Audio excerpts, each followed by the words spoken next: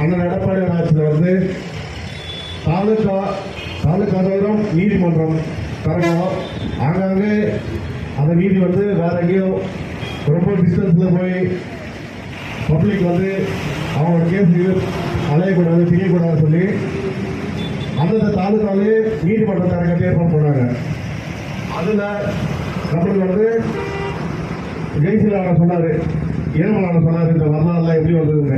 அவங்க ஏறாத படிக்கட்டில் ஏறாத ஆஃபீஸில் ஜெய்சிலான அப்போ பார்த்துருக்கேன். போராடி இந்த ஜீவனை வாங்கி இந்த தாலுக்கா நீதிமன்றம் வர்றதுக்காக ஏற்பாடு பண்ணாங்க.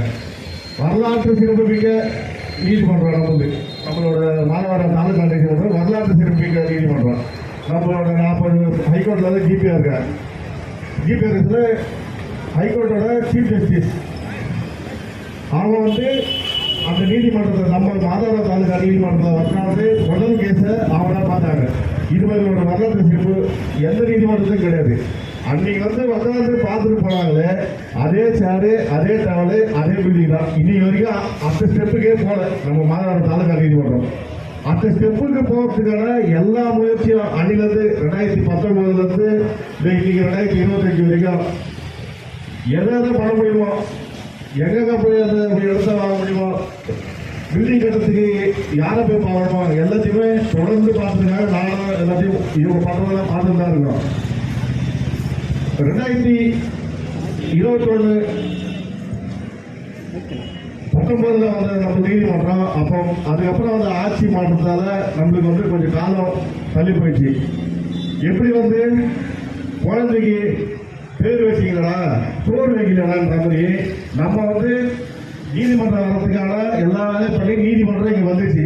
வந்த நீதிமன்றத்தை அவங்களால வந்து அத்தை கட்டத்தையும் டெவலப்மெண்ட் பண்ணவே முடியல. அரசு எதிரானது மக்கள் பாதுகாப்பால் சட்ட ஒழுங்கம் தான். சட்ட ஒழுங்கை பாதுகாக்கிறது நம்ம நீதித்துறை. அப்படியாப்பட்ட அரசு எந்திரத்தையே வழிநடத்தக்கூடிய நீதிமன்றத்துக்கு ஒரு நீதிமன்றம் இல்லாது நம்மளுக்கு வந்து ஒரு வேதனையான விஷயம் தான். அந்த காலத்தில் அரசு ஆட்சியில் வந்து 3 கொள்கை தான் மக்களுக்காக வச்சிருந்தாங்க. இடம், பொருள், ஏவல்.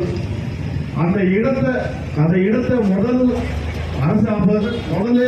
விஷயமே இடம் தான். அந்த இடமே நம்மளால நீதிமன்றத்துக்கு வாங்க முடியாதுன்றது ரொம்ப வேதனையான விஷயம். தமிழகத்தில் முதுகெலும்பு நீதித்துறை தான். நீதித்துறையை நம்ம அடுத்த கட்டத்துக்கு கொண்டு போனா அதுல வந்து உட்கட்டமைப்பு கரெக்டாக இருக்கணும்.